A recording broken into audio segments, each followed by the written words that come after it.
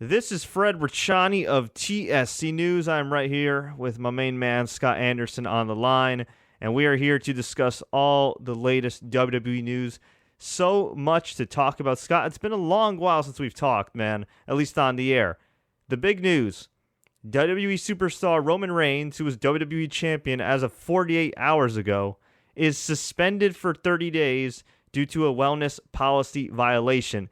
In other words, he failed the drug test, or he refused to take a drug test. And how he did, he refused to take a drug test because he released a statement and said, hey, I own up to it. It was very vague, but he essentially said, I own up to it. I screwed up.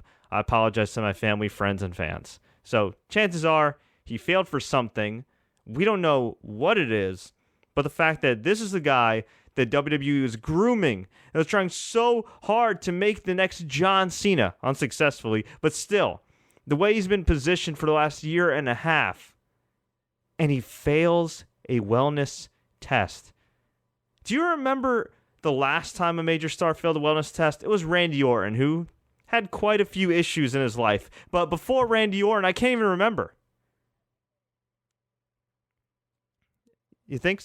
What did you say, Scott? I think it might have been Rey Mysterio. Okay. I had you on mute there before. My bad. Sorry, yeah. I think they both got suspended around the same time. But yeah, I mean, nobody to the, no disrespect to Mysterio and Orton at the time, but this isn't on that level. This is bigger for sure.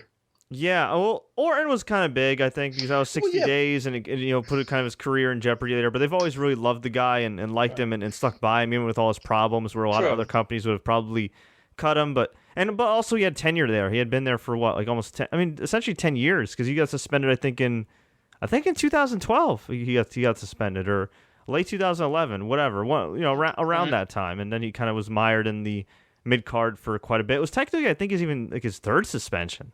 He had like some weird suspension deal or some kind of infraction prior to the official wellness policy. I mean, right. Who the hell knows? But yeah, Roman Reigns suspended for 30 days. On the surface, it's only 30 days. It's, look, we don't know what it is. It could have been synthetic marijuana, which is hilarious if it is, because if you smoked real weed, all you'd have to do is just pay a fine. And from what I understand, synthetic marijuana is not very good for you. Then again, a lot of drugs. Very dangerous from what I hear. Yeah, then again, a lot of drugs aren't good for you. It could have been PEDs. Could have been Adderall, yeah. Yeah, like Adam Rose, who didn't have a prescription, although he claimed to, and then he didn't. And yeah, that's a whole another story. But it's interesting. The thing is, you look at the WWE Wellness Policy, almost nobody's failed. We went with a period of what? No failures for almost 3 years. There was like Heath Slater. Then we went through another period where nobody failed. And then it was Hornswoggle, of all people. And maybe Ricardo Rodriguez sprinkled in there. Not exactly, guys that are featured performers or making a whole lot of money. Guys who weren't even on TV at the time, I believe. Yeah, and now you have Roman Reigns. Like, what? And now you have Roman Reigns? Yeah.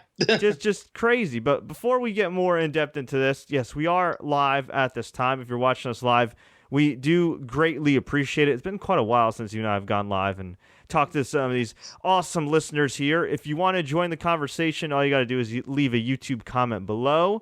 You can hit us up on Instagram at TSC News, Facebook.com/The Sports Courier, Twitter at Sports Courier, at Fred Richani, and you could also hit us up on Skype. The Sports Courier. One word, The Sports Courier. We'll be taking some calls if you guys want to call a little bit later on. But it seemed like, at least I'm from the outside looking in, that the WWE Wellness Policy favored the top stars and not so much the little stars. And I'm not trying to say there's any corruption or collusion, corroboration, whatever.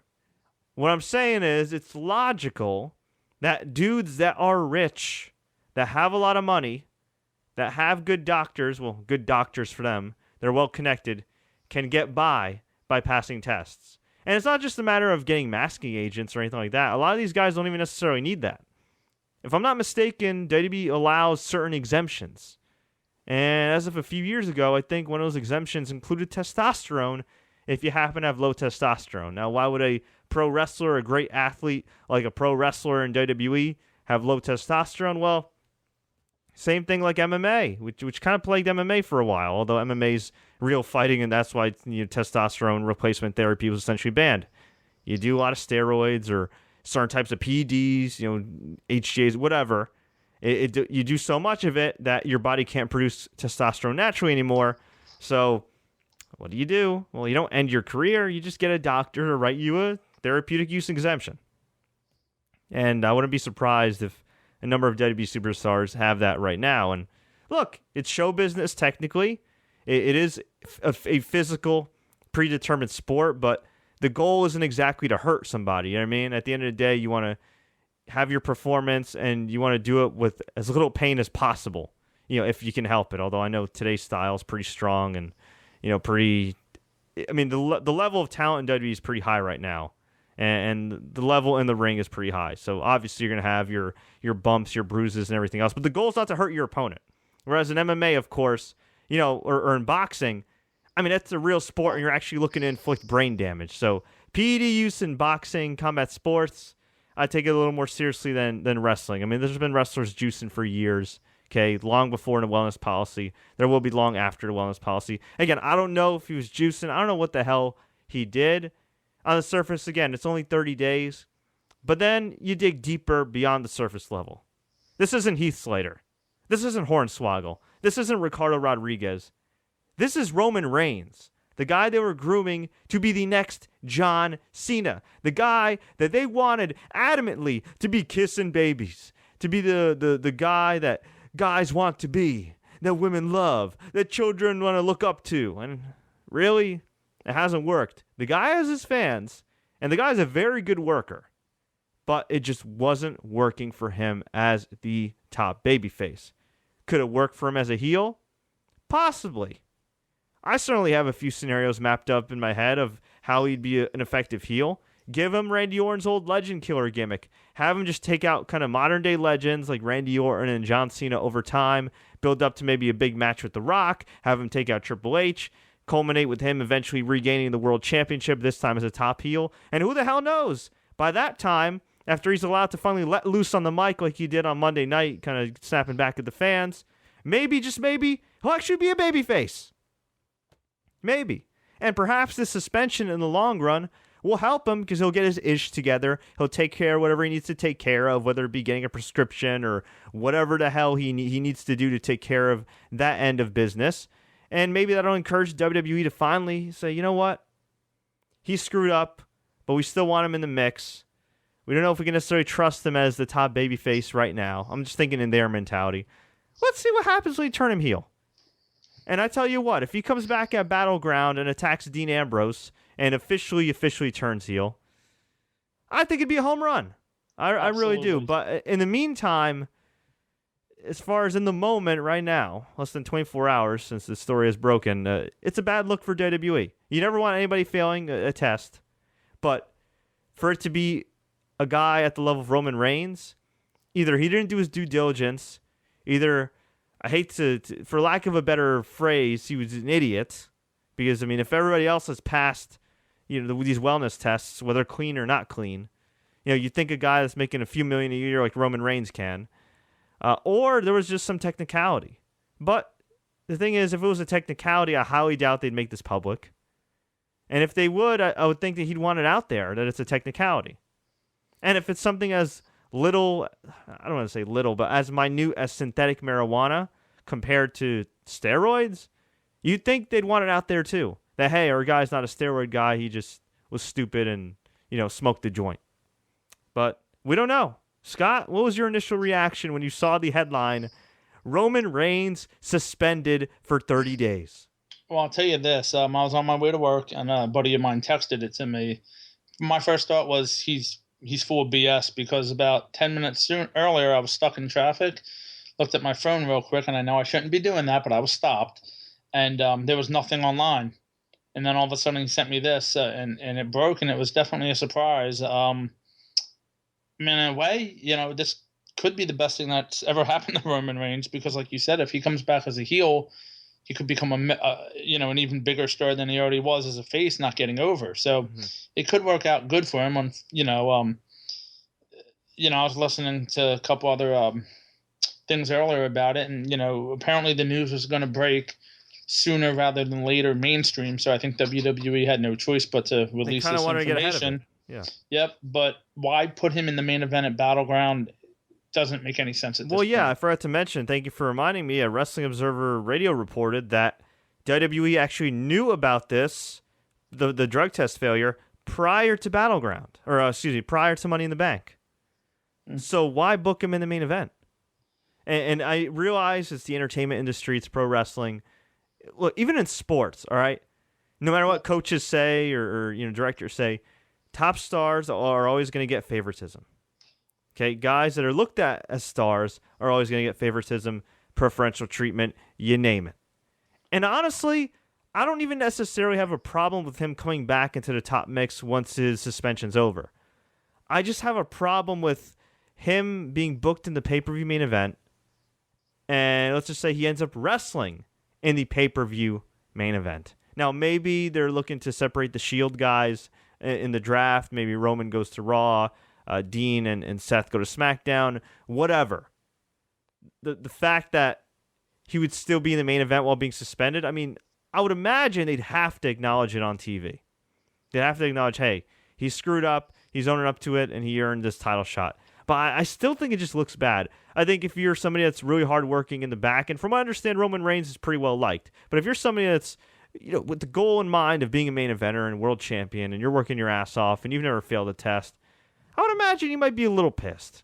Maybe not so much at Roman Reigns, but at the company.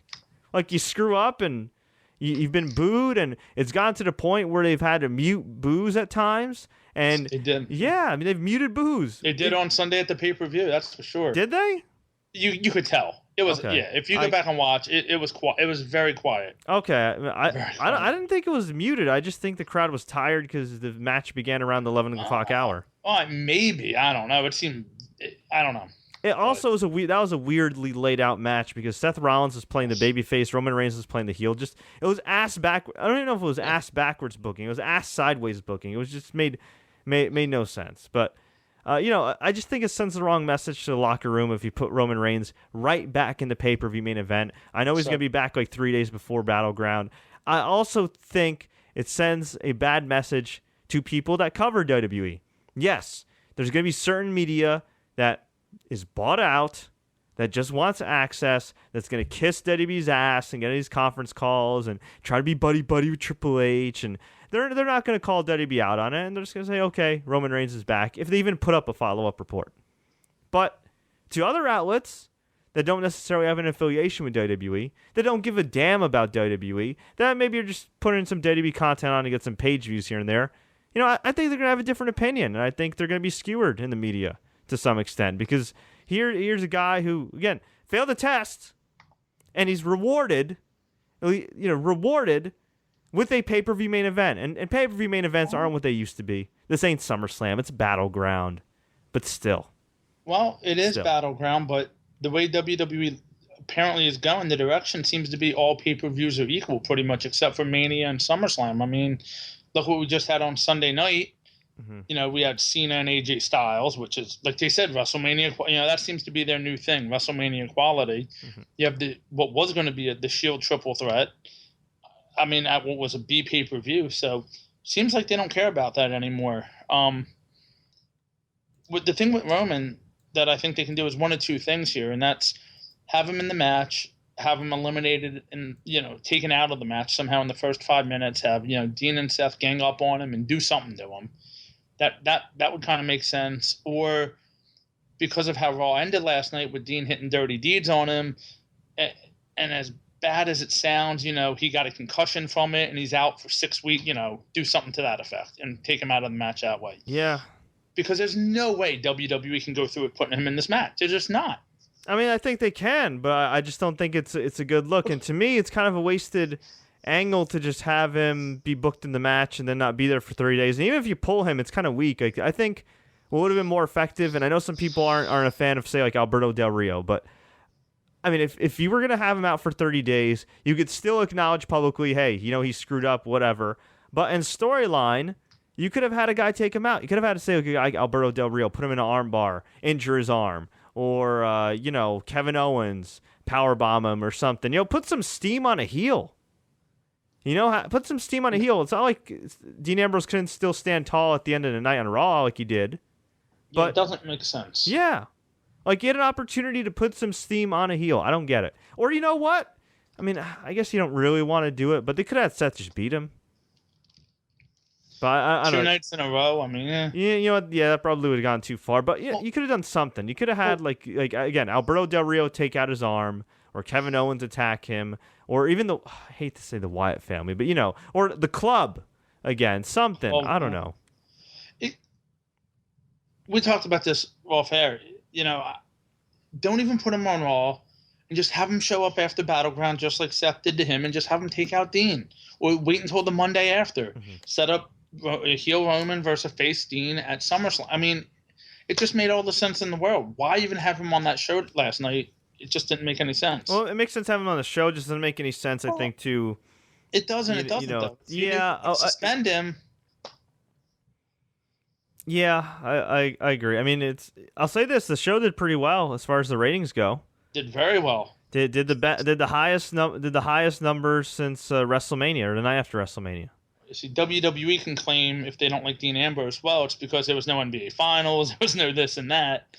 Maybe it was that. Maybe it was, hey, Dean Ambrose is champ. Let's see what happens. Did almost 3.5 million viewers. That's pretty damn good. And hey, Dean Ambrose is champ. I mean, he cashed in. He did his thing. He got a positive reaction. And this is the thing with Dean Ambrose. This is a great opportunity for him now. Yeah. Because for 30 days, you don't have Roman Reigns. Here's the problem, though. You still have WWE Creative and over 24 writers, including Vince McMahon, that can screw this up. And I don't know. I think in this case with Ambrose, you got to keep things simple. Well, his promo last night was pretty good. That's pretty good, but I think you got to keep things simple. And here's what you do, kids. You just have Dean win. And as long as he's getting positive reactions, you have him win more often than he loses. Because at this stage, nobody wants to see heel authority figure trying to screw over Dean Ambrose and Dean Ambrose having to chase the title for 8-9 months. Nobody wants to see that. Okay, if they did that originally with Dean in the Reigns spot during WrestleMania season, that'd be great.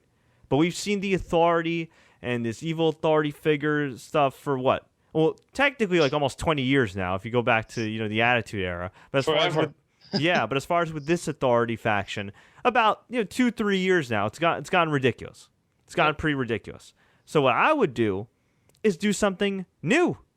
Do something refreshing. Do something that they tried to kind of do with Roman Reigns for 77 days and kind of failed. Match quality-wise, it certainly didn't fail. He had great matches, but he just wasn't clicking with the fans. Have Dean Ambrose be a babyface. Have him cut good promos. Have him have great matches and win. And just win. Just win. Just give him like a Shawn Michaels reign. Wasn't Shawn Michaels' first title reign like 8-9 months? Yep. Give him the belt. Just have him win. Just have him win. Have him overcome. We need to have him wrestle right now. And have him overcome the odds. Yeah. But instead of, and people might say, well, wait, overcome the odds. Oh, well, that sounds just like what they did with Roman. Yeah, that is. But guess what? More people actually like Dean. It will work a lot better. Yes. And another thing that cannot be understated. You could say what you want about Dean Ambrose's selling, and honestly, I don't put it on him. I put it on the company because I understand that the company tells the wrestlers not to really sell that much because they need to showcase their moves and everything for the paying crowd that wants to see all their moves and signature spots. Just Dean Ambrose is great at evoking emotion. Okay, he is great at evoking sympathy. Roman Reigns, and then maybe it could just be the fact that he's wearing that G-Unit bulletproof vest and everything. The gear I don't think helps at this point, at least as a babyface. He doesn't evoke emotion. He doesn't evoke sympathy. You know what I mean? It's kind of like, okay, he's taking some punishment. I mean, the only time he ever evoked any emotion, and he still got booed, but at least to some fans he did, was during the Brock Lesnar match at WrestleMania 31. And that was because Brock was practically killing him. I was going to say between December of 2015 and the Royal Rumble of this year when he won the title in Philly, he seemed to have a good run there, but that was it. That was it, and it just didn't work. And you know what? Looking back at it, I know you and I were very positive on the reaction he got in Philly and thought, hey, this might work now. But a month later, he was getting booed again. And you look back at that, what was the difference between that night and those couple of weeks and the last 2 years? Vince McMahon, the master crowd manipulator himself, a great character. One of the all-time great characters in professional wrestling. Say what you want about him. He's not only a great promoter, or maybe was. I don't know if you still consider him a great promoter or not, but a great character and a great heel. And unlike the Authority, in a matter of 24 hours or so, he got his comeuppance. He got Superman punched by Roman Reigns.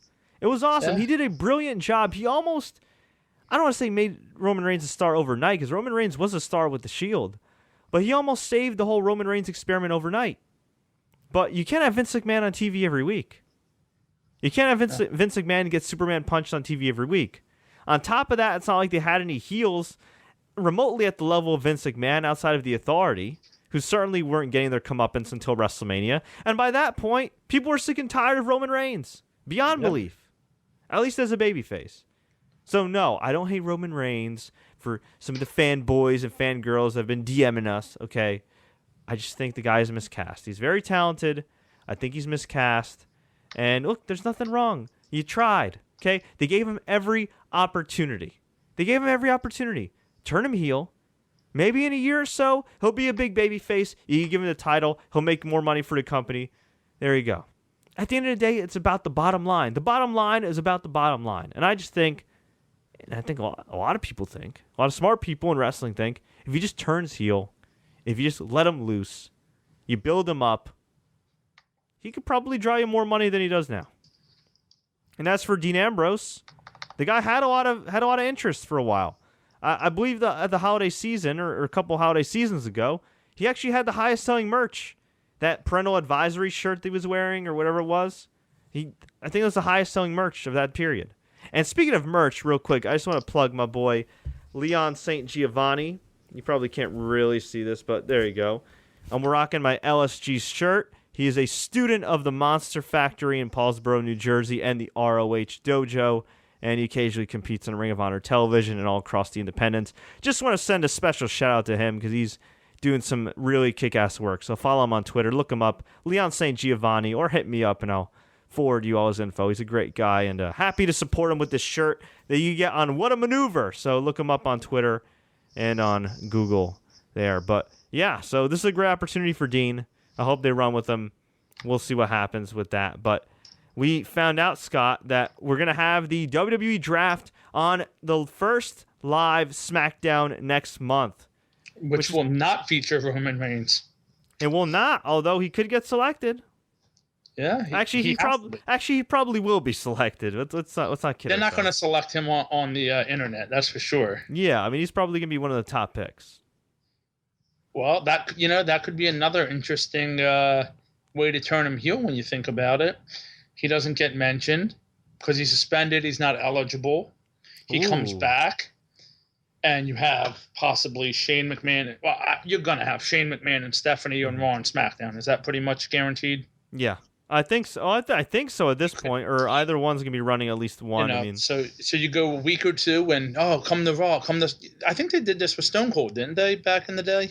Yeah, he was kind of like the free agent or whatever, like the wild card. And you have Roman just spear Shane. He becomes a heel, becomes your top heel for Stephanie on Raw or SmackDown, and there you have it. Yeah, July 19th, Tuesday night, USA Network, live SmackDown, live draft. So they could do it. Yeah, going to be very interesting. Now, as far as Battleground goes, since it's taking place right after the WWE Draft, right? Yeah. The week. Yes. Yeah. How do you see this card How do you see this card shaking out? I don't know. That's the best way to put it. I guess we're going to have the Wyatts and the New Day for the tag titles, which I don't understand. That's being a that weird feud. The Wyatts left kind of as a babyface. Yeah, again, they're fighting the crowd with this one. The crowd wants to cheer the Wyatts. They want to make them heels. On top of that, Gallows and Anderson not getting a tag title shot. Yeah. Unless they're building up the club versus the Wyatts, which actually would be a pretty badass program. That would be cool. It kind of doesn't make sense at this point because, you said we're going to have this, a couple of days before the pay-per-view. Why not do it at SummerSlam and build up everything to it? I mean, I don't know. I mean, I guess you're going to see. I would assume you're going to get like Dana Brooke and Charlotte versus Sasha and Paige, and then Sasha and Charlotte at SummerSlam. Mm-hmm. Hopefully, we don't get Baron Corbin and Dolph Ziggler. Oh again. God, please no, please no. You know, we'll have AJ and Cena again, and we know Cena's going to win that match because then they have to have the blow off at SummerSlam. You know what? I would love to see them actually get separated in the draft, so Cena doesn't beat AJ. Yeah, or at least doesn't beat AJ more than once. Yeah. What's funny, they actually have the show here near me the Friday before the pay-per-view, and currently advertised as Roman, Dean, and Seth. So I wonder if that was going to be the triple threat main event, because if it is, I'm going. Card subject to change. Well, no, it's after a suspension, though. He's eligible, that Thursday, I believe. Oh, yeah. Back. That's right, so, yeah. Of course, it also features the Vaudevillain, so, you take what you get. True that. So it's going to be an interesting pay-per-view. I think you're going to see just a lot of confusion because you can't. How do you book matches ahead of? Well, I don't even know if they know what brands are like. You know what I mean? Like, that's what I mean. Like, how do you book a match now when you're going to have guys on separate rosters? Although maybe that's how you do the storyline. You know, you book every match ahead of time, and then when they get drafted, it's Raw versus SmackDown basically, and all of a sudden it kind of goes from there. Yeah, I don't know. It's gonna be interesting to see. I don't. You know what? I don't think they even know who's gonna be on each respective brand. They might have an idea of like the top stars. Like I think maybe initially they figured Roman on Raw, Cena on SmackDown, but with Roman's suspension, let's assume that they're not gonna make Roman Reigns the main face of Raw now. Let's assume Dean Ambrose becomes that face. That'd be pretty awesome. I agree. That'd be pretty awesome. I know some people don't like Dean Ambrose, but I the shame of it is they turned AJ heel about 4 weeks too soon because he could have been the face of Raw now. Yeah, for a little while. He still can be really as a heel. Yeah, and you know what? I would love to see him actually win the title and kind of maybe see him chase it for 16th. Well, after that podcast last night, I mean, how can you not love the guy even more? Yeah, he was great on the Stone Cold podcast. Absolutely. And speaking of podcasts, by the way, Cheap Plug actually interviewed AJ Styles about 2.5 years ago. So if you dig through our TSC news archives, or you could go on our Twitter page, because I tweeted out earlier, you'll see that we interviewed AJ Styles actually towards the end of his TNA run, right before he was going to go to New Japan. Pretty interesting. He was the TNA World Champion at the time and doing a storyline of leaving the company, and lo and behold, he actually left the company. And I'd say it worked out pretty well for him, don't you think? I believe it did. Yeah. So he loved that company, though. I mean, he made that pretty clear last night. He loved TNA. But, unfortunately, they didn't love him back. And nope. Yeah. Too little, too late. Exactly. And actually, you mentioned Paige. Paige was in the news because some sites were reporting that she got arrested. She did not get arrested. According to MLW, she got detained, and there was some kind of mix-up or something. I didn't have a chance to listen to MLW radio yet, but I had a buddy that did. And essentially the gist is her and Del Rio were, I think, at Caesars. They had a little bit of not a scuffle, but an altercation with another couple. I guess when they went outside, the couple waited for them, and it led to the cops coming in. Not detaining them necessarily, but kind of like standard operating procedure, handcuffed everybody involved, and then they eventually kind of let Paige go, and we're like, all right, no worries, no issues. And then Paige and Del Rio came the next night to Raw, explained what happened, and they were like, okay, you did what you had to do. Well, Paige got a title match, so there you go. Yeah, so if it was something that would have been detrimental to Paige and Alberto Del Rio's reputation in WWE and something unlawful, then I'm pretty sure she wouldn't have been featured on Raw. I agree. I'm sorry. I'm just reading some of our comments here, and I can't believe what I'm reading about the Smackdown tapings. Oh, the Smackdown tapings are going on right now as we speak. That's right. Yeah, I can't believe that they're going to book Rusev and Ziggler again. You mean Corbin and Ziggler? No, I mean Rusev and Ziggler. That's not as bad. When's the last time Ziggler wrestled Rusev? When Lana was splitting with him. Oh, yeah. I forgot. I completely forgot about that. That was mentioned by... Yeah. Oh, boy. Man, okay, so what's the other spoilers? Come on, give them to me. Oh, well, that's the only one I have so far, and like I said, I just read that in our comment section. Although apparently Zack Ryder beats Rusev because of Ziggler, so... What? Read the comments. There's a lot of them. I haven't seen anything online yet. Well, you gotta... I know. I'll go through. Lyric Loves Anime is the one who commented on Jesus it. Christmas. All right. Well, let's go. You know what? Let's go through some of these comments here. And by the way, if you do want to hit us up on Skype, you can just hit us up. The Sports Courier, one word, the Sports Courier, and we will get you on the line and chat with you a little bit. Just don't be creepy. Okay. Keep it clean. Yeah, keep it clean. What are they going to do with the title? King Ace asks. Well, what are they going to do with the titles? Oh, we didn't talk about this either, did we? I think Jerry Lawler mentioned in an interview before he got arrested. A few days later, with his, for those that don't know, he got arrested in a scuffle with his fiance, domestic scuffle, and he's off TV. He's suspended indefinitely, and yeah, we'll see what happens. Not looking good for his future in WWE. But he mentioned in an interview a few days before that he understands that WWE is going to be doing 2 pay-per-views per month for Raw and SmackDown. How? That's the best. You know what they should do? 1 pay-per-view a month, 4 hours long, 2 hours of Raw, 2 hours of SmackDown. Just if there's one thing the world does not need more of, it's WWE content. I love wrestling. Well, I enjoyed Raw on Monday night, but no. Well, we have a rumor of a SmackDown going 3 hours as well. So that I believe is false actually. So don't worry about that. Well, I hope that is false. But hopefully, I'll say this: the 2 pay-per-views per month is overkill for the wrestlers and for the writers and for the fans. But this might actually light a fire under WWE's ass to actually do better and to be more on point. Don't count on that. I'm just saying.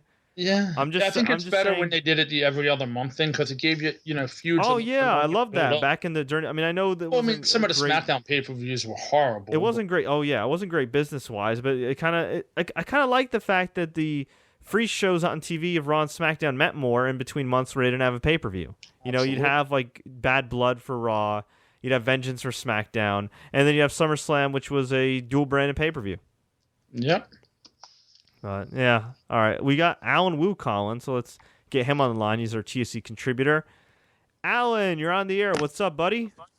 Evening, Fred. Evening, Scott, everybody. I'm going to play that bet with you. That pay-per-view, I think, for the pay-per-views, they're probably going to do 1 month for SmackDown, 1 month for Raw. They're not. You think they're going to squeeze all 4 hours? That's a very hard sell for me and myself. I mean, have WWE Creative proven that they can hold up 3 hours a week at a time? And you just saw the ratings. Well, you know what? Even with this current format, you gotta think about pay-per-view weeks, right? Let's just say you have Battleground. That's 3 hours, maybe more than 3 hours if you factor in the pre-show and if it goes long. Then you have a 3-hour Raw. Then you have a 2-hour SmackDown. Okay, 3 consecutive days. Then if you're somebody that also happens to watch NXT, and it's only a small portion of the WWE audience for Raw that watches NXT, but say you watch NXT, that's 10 plus hours of WWE programming. Good God Almighty. Say what you want. These people do need rest. These people can't burn themselves out working a lot because, has that thought ever occurred? The more hours you work, the more, you waste your creative juices and all over the place. It's definitely something to think about, Well, I think with this many writers, you can put half on one show, half on the other, and it won't be as bad. Yeah, which is another big question about the draft, exactly. Which is how are you going to balance the staff? Are you going to keep it a little bit of the same, or are you going to shuffle it? Maybe it is what they need, or maybe it's just I think they're going to have separate teams. Chairs on the Titanic. They're going to have separate teams. Separate, yeah, they're going to have. They're definitely going to have separate teams. And if we look at some of these comments here, let me answer the original question that King Ace asked. What are they going to do with the title? It looks like they're going to split the titles. I hate that. I do too. I'd prefer to just have one champion, kind of like they did initially with the original brand split. It only lasted a few months, but it was fun while it lasted, kind of like a traveling champion, just kind of go on Raw, go on SmackDown. I think what they're going to do, or what they would have done, let's just assume that they're going to keep Roman Reigns in that match at Battleground, which is ridiculously lame and just sends the wrong message. But let's just say they do. I could have seen them doing some type of double pin a la, and this is old as hell, I don't know if anybody's going to remember this, Breakdown 1998. September 1998, it was an Attitude Era pay-per-view. It was Kane, Undertaker, and Steve Austin. So, hold on, let me interrupt you. When you say, does anybody remember this, you're telling, what you're saying is, Scott, you're old. You remember what I'm talking about here. Yeah, You would. Hey, Okay, let's be honest here, because I remember exactly what happened. I do too. So I'm getting old as well. Okay. Yeah, but okay. your job. See, I'm just a fan who has no life. That's Hey. that's the difference. Hey, man, this is a job. It is. No, this is you're absolutely right. Yes. Yes. Hey, but we are fans at heart, and yeah, we also have no life. But anyway, so Okay. Breakdown 1998. Look it up on WWE Network. September 1998. It was Kane, Undertaker, and Steve Austin, and Kane and the Undertaker double chokeslam Steve Austin, pinned him at the same time. With the worst pin possible. Yeah, it was like each was on the one side. on the left shoulder, one on the right with their back. Oh god. Yeah, with the legs, both legs hooked, right? Oh my god. I think, yeah. It was like the way when they hit their finishing move next to the ropes, and the Undertaker will pin his inside leg, and Stone Cold put his other leg on the rope. Kind of that same scenario with both guys on each side. It was horrible. So the title was vacated, and it didn't split the title. So the title was vacated, and it was just some long, convoluted storyline that lasted a couple months. But the point is, I could see them doing the same type of finish nearly 20 years later, 18 years later, at WWE Battleground. And originally I thought, oh god, they're going to screw Dean. They're going to bury Dean. They're going to have Seth Rollins and Roman Reigns double pin him. Now, I actually think it might be Roman Reigns. Like, I still think they'll do the same kind of lame finish, but I think they'll actually pin Roman Reigns. I like that. I do too. Because you know what? Pin the guy that's the least over. Yeah, but there's a wild card in all this too. What? That's at SummerSlam, because we know who's coming back at SummerSlam if he doesn't lose in 2 weeks in Las Vegas. Brock Lesnar. Yes. Well, here's the other thing. Okay, so let's just say they do that scenario at Breakdown. Rather than vacate the title, what they do is say Dean and Seth pin Roman Reigns, but they do it in a better way than the stupid double pin from Breakdown 98, right? Like, both of them happen to like hit high impact moves and land on each other and land on top of Roman Reigns, right? You split the titles. You give Dean one title. You keep the WWE title on Dean. You give Seth the other title. At least that way you could say the other champion's a winner. Because I don't know if you guys remember this, all right? And when I was a kid, I kind of just shrugged at it. You know what I mean? Because I just, you know what I mean? There's certain things you're like, whatever. Even like Katie Vick, like at the time, that whole storyline. I thought it was stupid, but I kind of laughed. I mean, I was like 13 years old, whatever. I laughed. But you look back now, especially now they uploaded all those classic in air quotes, those classic Raws from the early mid-2000s. Do you know that the World Heavyweight Championship originated, well, the WWE version, originated from Eric Bischoff opening up a briefcase, taking the title, that's right, and handing it to Triple H. That's right. Now, it made Triple H a great heel because this prick got a world title without doing anything. But in retrospect, especially for younger fans that might go back and look at the title history, they're just going to look and say, wait, Triple H was awarded the championship? Why? As the New Day would say, why?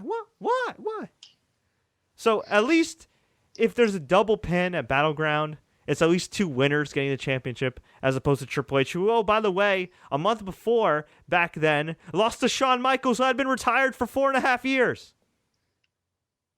Now, in theory, that sounds good, but wouldn't you not maybe want SummerSlam to have that second title match so you can kind of build that up as well? I mean, you can still have it obviously with Seth you can obviously have Seth on the one promotion, but to be honest, I think you're going to see AJ versus John Cena for that second title at SummerSlam. So what you're saying is Dean keeps his title because he's already a champion, but the other title, rather than immediately reward it to Seth, you do a tournament which culminates at SummerSlam, which presumably would have AJ versus Cena as the last match for it in the finals. Not even a tournament, but yeah, I would do something to that effect. I think it makes more sense. You could do that tournament from what would be the second live SmackDown, because presumably the first one's just going to be introductions. Right. have that go right to SummerSlam as your main storyline, and then there you go. That'd be a hell of a main event. I wouldn't mind that at all. I still don't like the 2 world titles, but yeah, to answer your question, King A, sorry, I know it was a long-winded answer. That's what's probably going to happen with the world titles. Well, I'm sorry to interrupt, but to kind of go along with that world title question, didn't Booker T mention that you could see 2 tag titles, 2 women's titles possibly? Did he? Stuff like this? I didn't hear that. Something to that. They're going to bring everything, God. Which is even worse. I don't think they'll do a second women's. They can't. They can't. They can't. They really can't do a second tag title. I mean, who do you have? I mean, you have talent, but I don't know. But we've heard rumors that the women's division is going to be on Raw, the tag on SmackDown, vice versa. So who knows? I don't think they know. Yeah, it's just very very wacky. Yeah. Okay. AJ Adams says, who likes this? The Lone Wolf versus the Viper. Oh, Baron Corbin versus Randy Orton. That could be interesting. I mean, loser has to get another tattoo, maybe. Ah. That could work to get Baron Corbin over a little bit. You know what? It would. I don't think the fans want to see Randy Orton lose to Baron Corbin, though. But man, I'll say this: I know Baron Corbin's not a great worker. He might not even be a really good worker, but I really liked him in NXT the last few months. I know he's a guy for his experience level and his talent level that doesn't, quote unquote, deserve a push over to guys like Cesaro and Zayn, who are significantly more. There's a lot of guys that are significantly more talented than him. But if you're gonna call him up, there are ways to protect him. There are ways, like they did in NXT, to make him look like a star. And they put him in a never-ending feud with Dolph Ziggler. Which I had one guy I talked to who did some work with WWE who straight up said, who joked, and this person's a fan of Ziggler. I'm a fan of Ziggler, but, he's past his peak at this point as far as of being pushed and portrayed. Yep. And he said, it's the kiss of death when you're feuding with Dolph freaking Ziggler. And I'm like, yeah, pretty much. But somebody mentioned to me, Baron Corbin, for as new as he is to the main roster, seems like a guy who just goes through the motions. Well, I'd be going through the motions too if I had to wrestle the same guy 8 straight times. But everybody has to wrestle the same guy 8 straight times. Yes, you can only make. I mean, look, there's.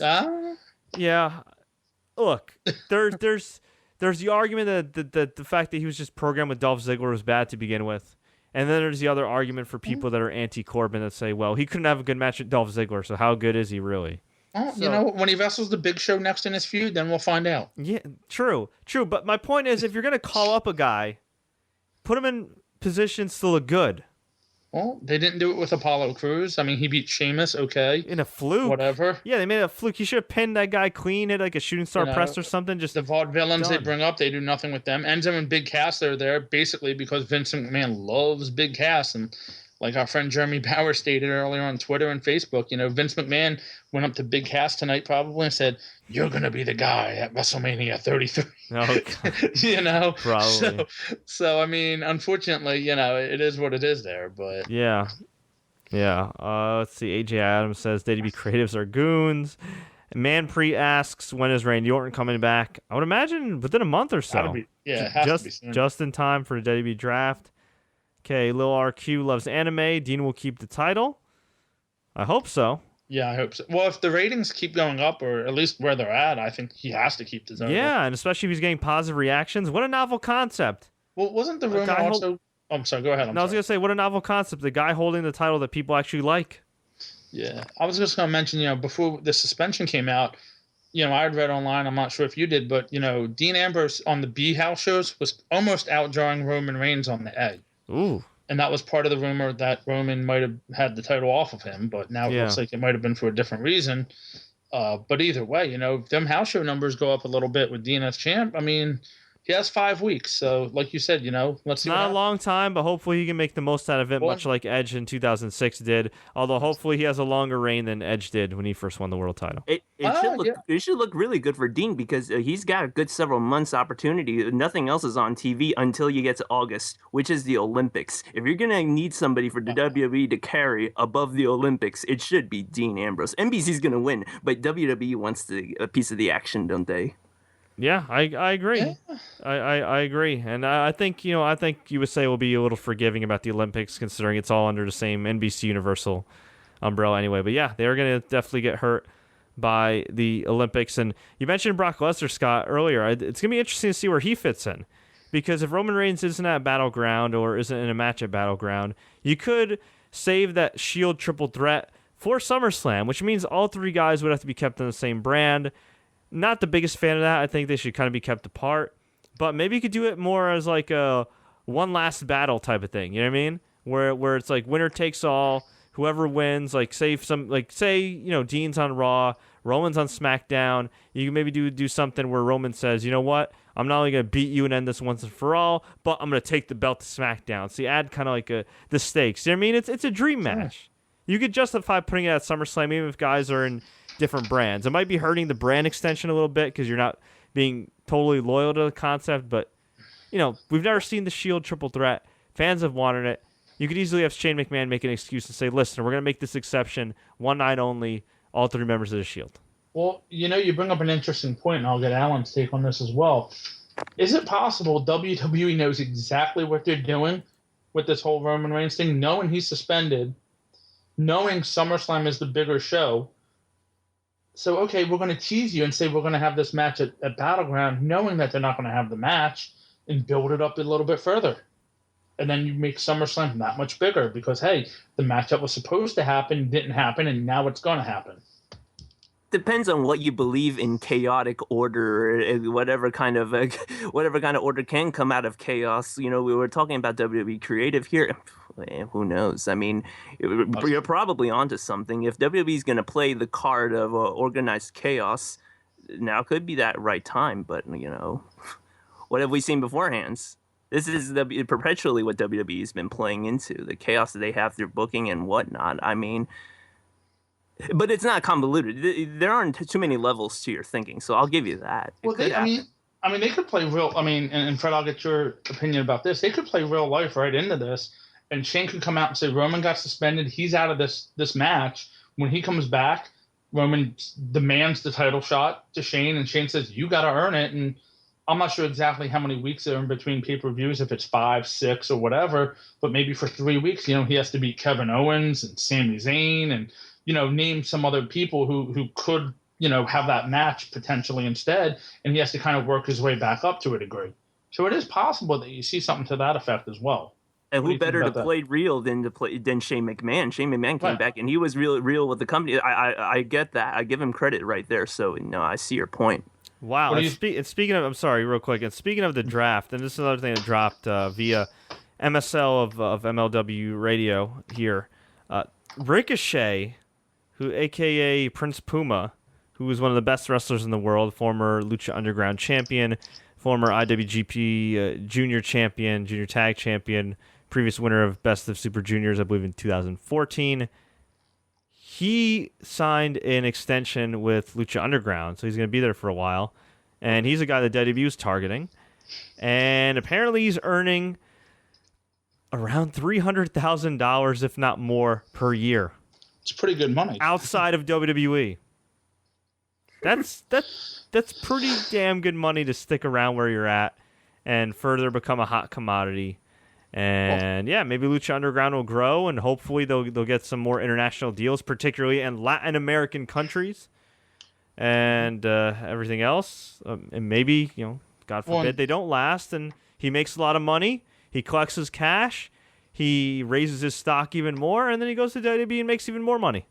Lucha tapes so far in advance, though. Like, you could see him on Lucha Underground for 5 more years just from the next month of tapings. Right. Although I don't think there's going to be as much of a breaks in the season as before. Like, I don't think there's like yearly breaks. I think they're going to do only like a few months. But yeah, I mean, you're right. And from what I understand, depending on how certain contracts are structured too, even if like you say, like, let's just say a sign for like a season or whatever, right? Or a sign for a year, whatever.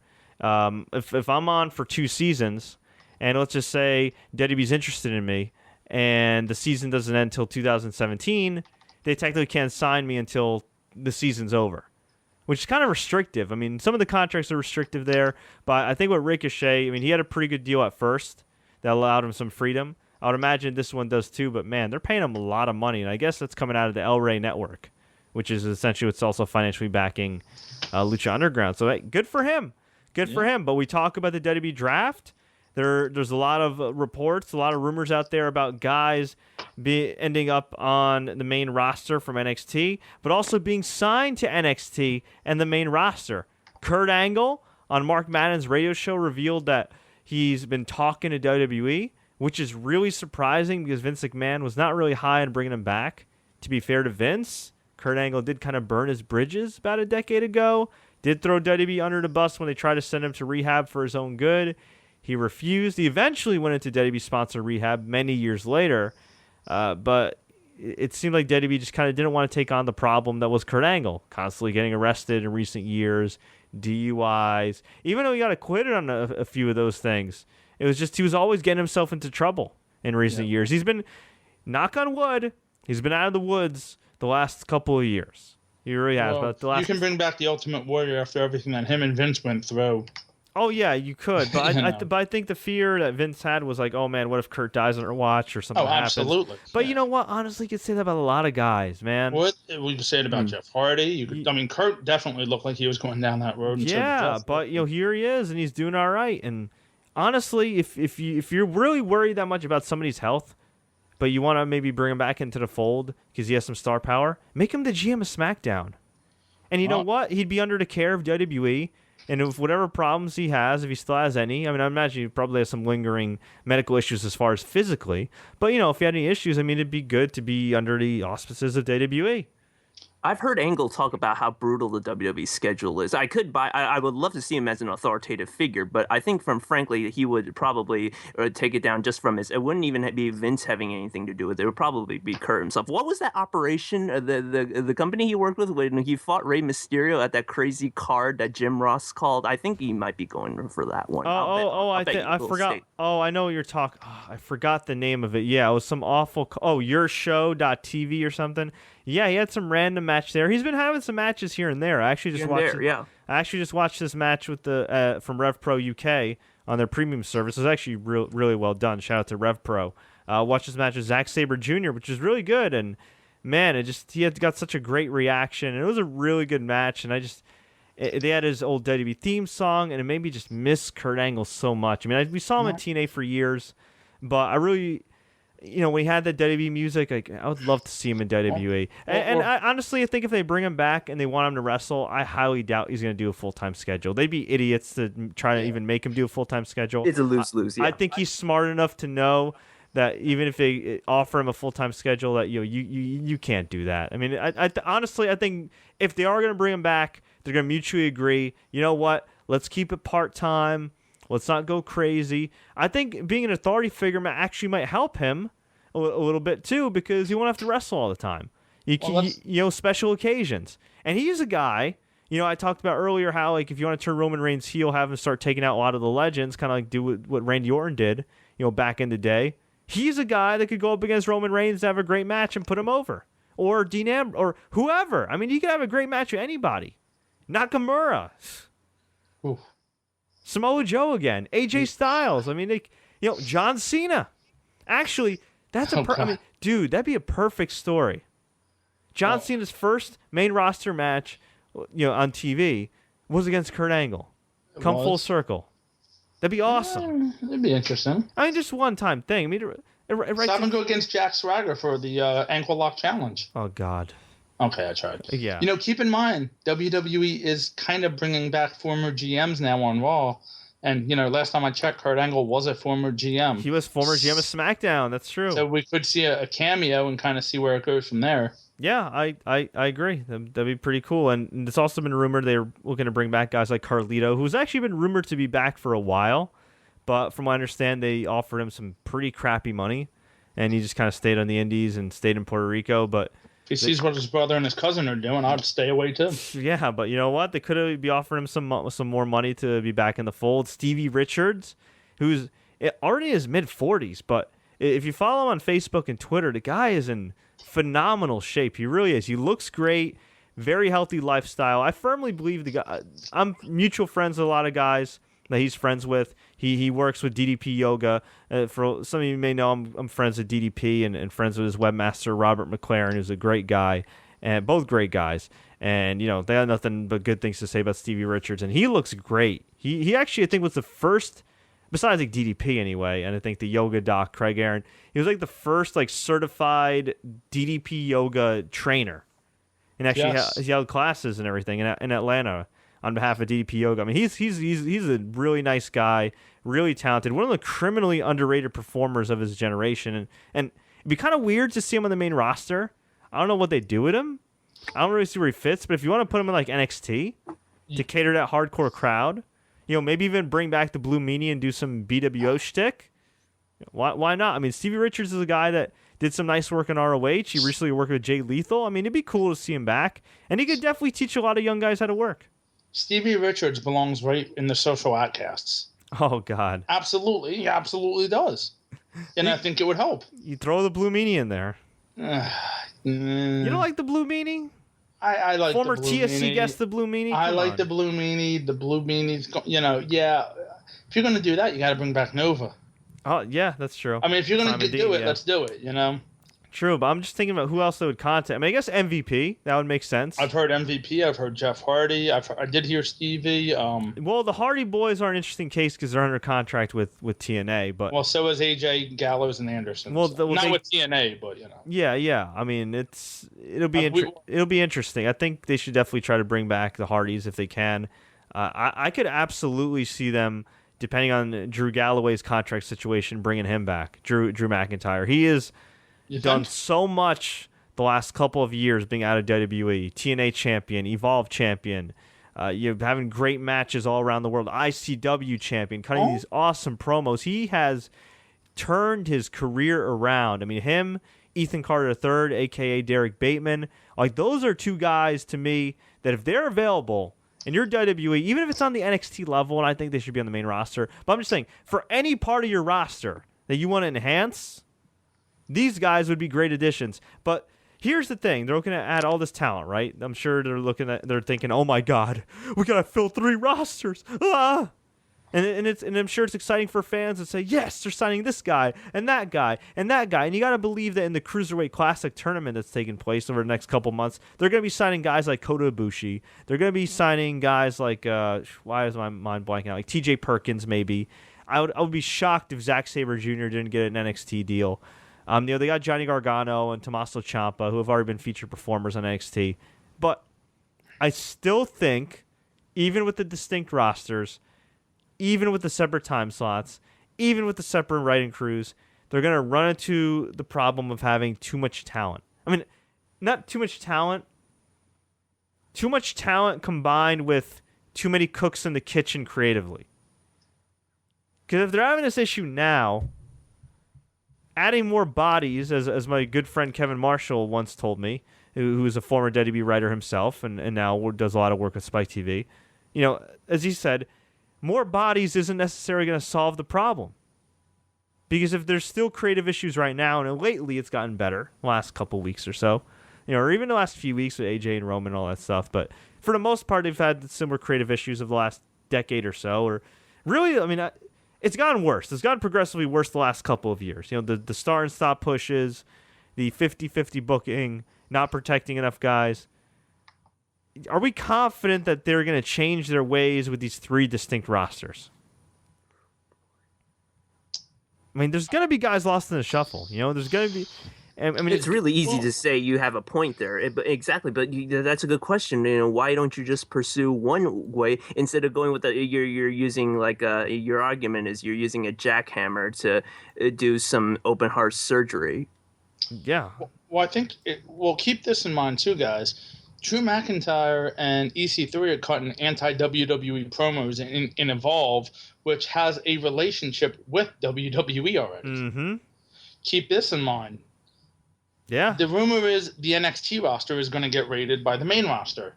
Well, why wouldn't it? At this point, there's a lot of... Which is going to filter down to Ring of Honor, Evolve, so on and so forth. I mean, I've heard rumors of Moose already, from ROH coming into NXT. Well, going to be at the Performance Center. Probably going to be in NXT soon. Moose from ROH, yeah. I also read, and I don't know if you saw this, but Triple H said somewhere that he has like 50 to 60 talents at the Performance Center ready for TV. Or something ready for NXT. Something to that effect. Well, I would hope so. I mean, they have like 60, 70 guys in the Performance Center alone. I didn't realize they had that many people. No, it's insane. I mean, it's been the case for a while. A lot of the guys you don't even see on TV. I mean, when's the last time you saw Right. Sawyer Fulton on Yeah. TV? And they don't use, honestly, they have a lot of talented women that they just don't use enough. No, well, I know they had and she was featured on the Breaking Ground, Aaliyah, and I believe she had a concussion, so she's been out a while. But they said she's, night and day compared to where she was.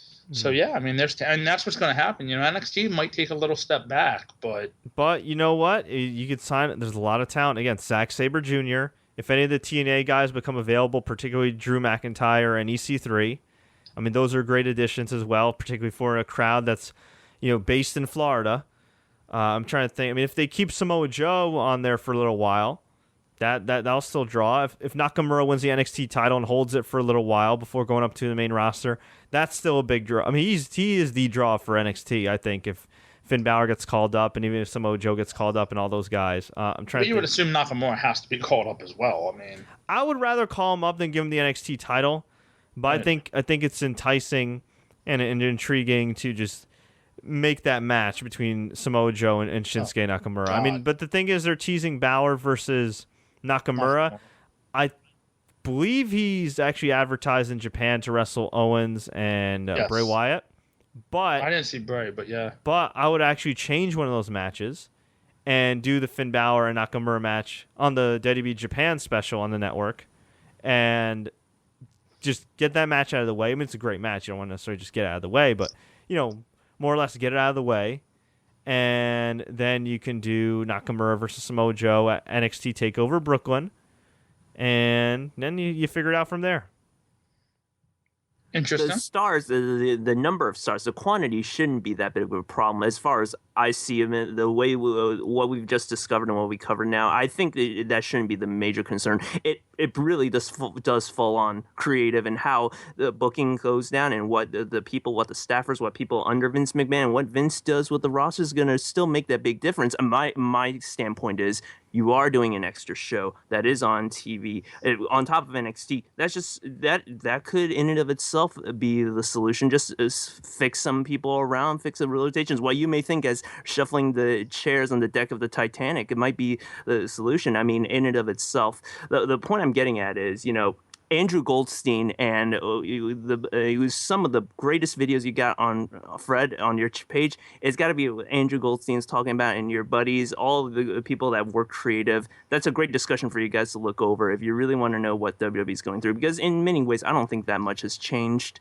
until now. You're tasked I with think you have more writers. I mean, I think the thing that's changed is especially more writers, more teams. It's harder to get Vince one-on-one. You know what I mean? Whereas, like, you talk to Andrew Goldstein, who's a former WWE writer, now a producer for Viacom, and does a lot of other projects. I mean, he said, and Court Bauer said this too in an interview I did with him. It's just, it was easier to get Vince in a room, whereas now it's a lot harder. And you got Triple H to deal with, which is fine. I mean, you could deal with Triple H, but just, again, a lot of cooks in the kitchen. And, with even with two separate writing teams, I mean, it's going to be tough. And here's another thing, okay? I produced a half hour to an hour of live TV. I had a hand. I wasn't a main producer. I was a production assistant and an on-air graphics operator for an MMA show for Spike a few years ago. And I also worked on a number of documentaries, things like that. But those are all kind of pre-tape, post-production, kind of stuff. But I worked for a show called MMA Uncensored Live. That was anywhere from about a half hour to at times an hour live.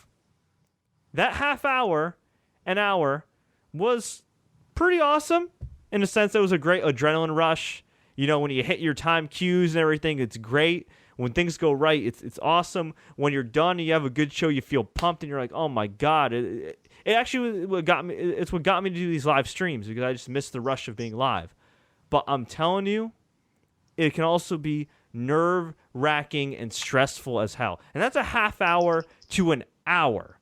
I can only imagine WWE staff, the cameramen, the crew, the writers, the wrestlers, everybody, live for 3 hours on Raw, and then the next night live for 2 hours on SmackDown with no post-production. Don't underestimate that aspect. Live might be fun for the fans. It's not necessarily going to be fun for the people backstage. A lot can go wrong. And even if it goes right, your adrenaline's still pumping. It's still a high octane situation. And again, factor in when you have pay-per-view weeks where you have 3 to 4 hours live. Good God Almighty. Fred, how else are you going to sell WWE Network's 24? What was that name of that show where they document every craziness that goes backstage? 24, yeah. Yeah, WWE 24. How else are you going to sell that show? How is he going to sell the network? Get it $2 million. Well, not only that, but, think about this, Fred, what you were talking about post-production.